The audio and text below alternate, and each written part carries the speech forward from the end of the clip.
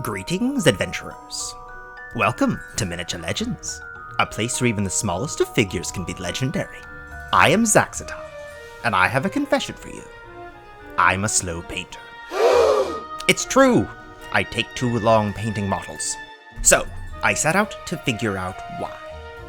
After all, the first step in getting better at something is to be bad at it. I have these Malifaux models lying around, languishing unpainted. So I figured, why not challenge myself to paint them up with a limited time?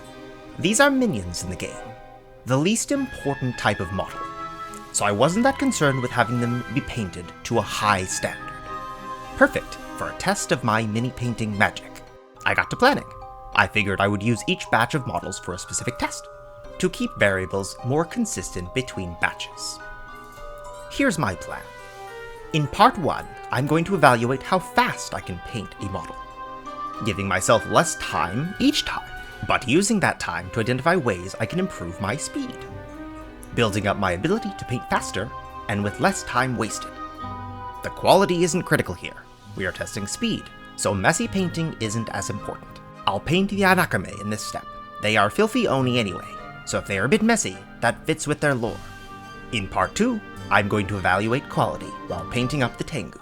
We'll go backwards, giving myself increasingly more time, so I can analyze what methods produce good results within a limited window.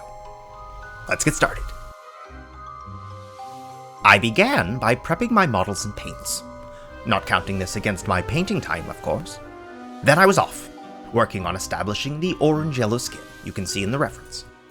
I knew it would take multiple layers, so I alternated between layering the skin and painting more opaque colors across the piece.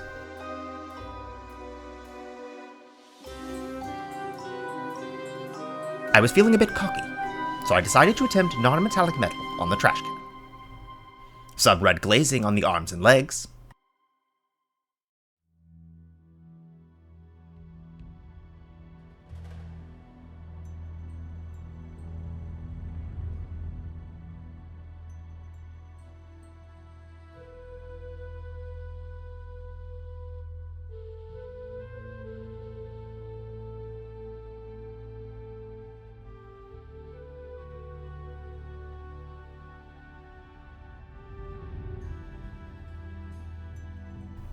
I had a bit of extra time, so I worked to pick out details like the boils, teeth, and eyes. Overall, I think this model turned out alright. Certainly not anything incredible, but a decent tabletop piece.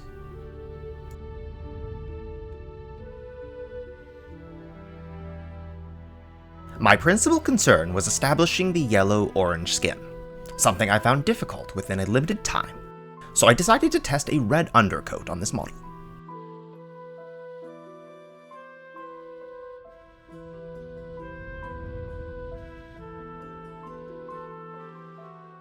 The biggest challenge of painting on a clock is drying time, and I began to get worried. These coats were not drying. So, I decided to try a blow dryer. This was awful. The paint dried extremely unevenly and pooled in the recesses. I don't even think it saved me all that much time.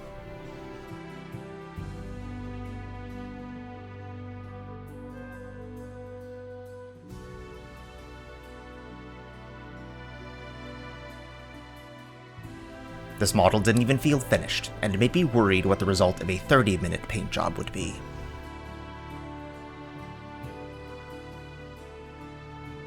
So, I decided I would try contrast paints.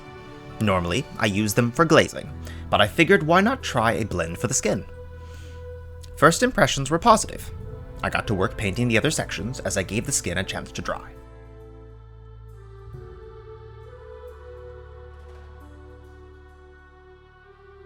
Trying to build any color was extremely difficult. The contrast paint hadn't fully dried, but the limited time remaining meant I had to push forward on the driest areas.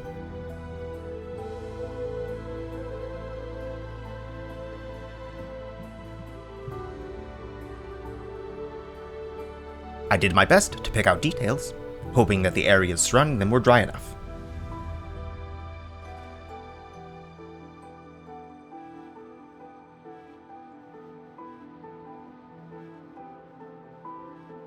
I began one final coat, And then I was out of time. Drawing time really hampered me here, but this is where I got in 30 minutes.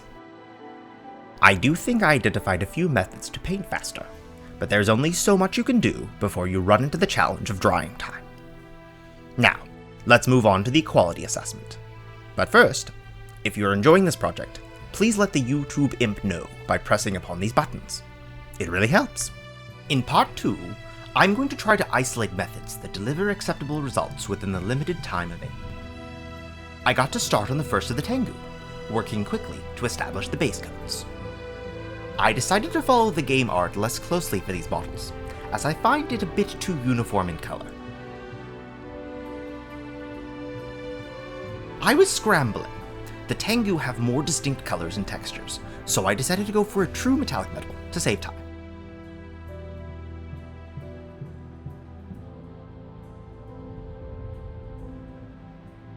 Here's where I made a mistake. While applying a wash to the base, I painted it onto the model's leg. In my haste, I decided to just give the entire model a coat. Unfortunately, the wash dried far too slowly, and I struggled to apply any additional details before the timer ran out. Lesson learned: washes dry far too slowly.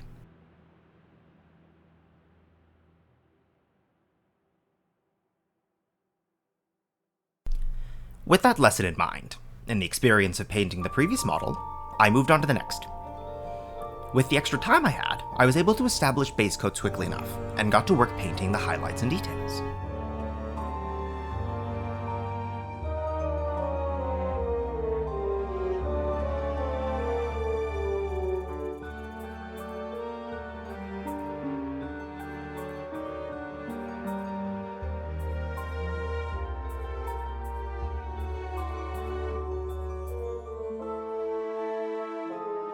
I did feel more indecision painting at this time frame, but that mostly came from reaching past the work of the previous model.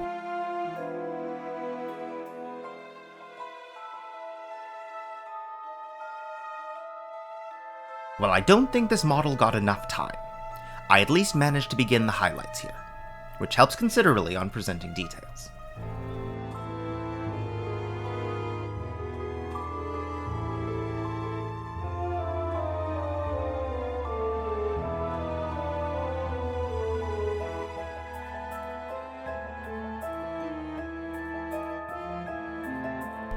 I got through the base coats quickly here, and began working on the unique aspects of the model.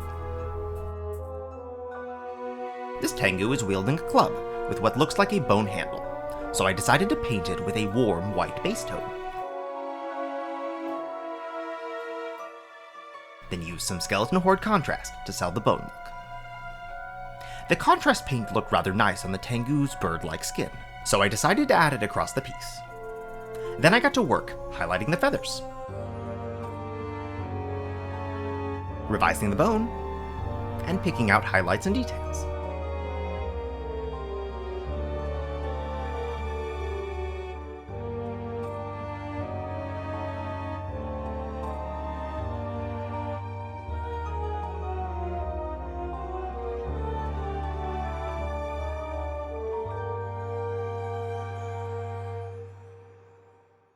Overall, I feel I managed to address every detail, and give the feathers more interesting variations within the 1 hour limit.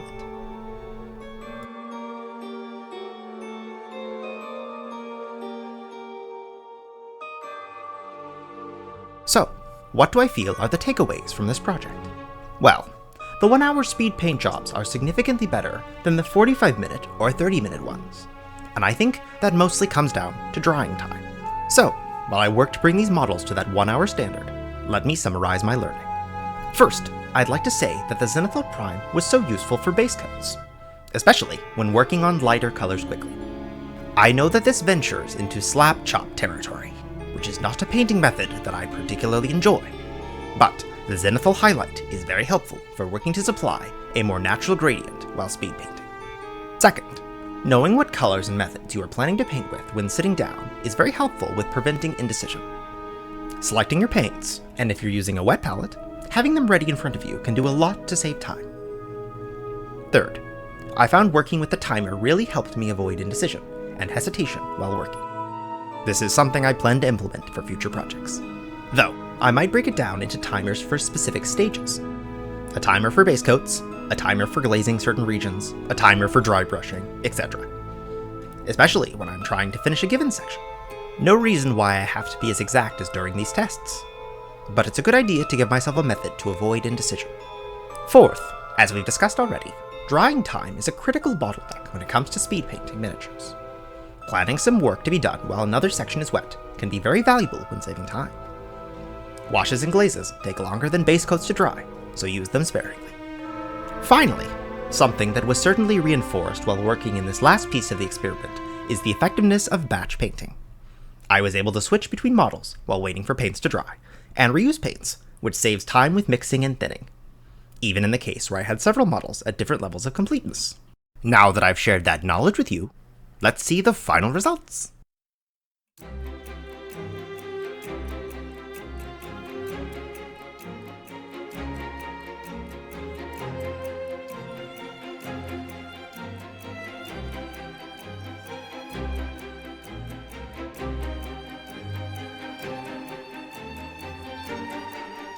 Thank you so much for watching. I hope you enjoyed and learned something. I would love if you would share with me any speed painting tips and tricks you have in the comments down below. There's always more to learn. For now, if you want to see more of my work with miniatures, why not click on the video on the top left? I hope to see you again soon. Farewell, adventurers.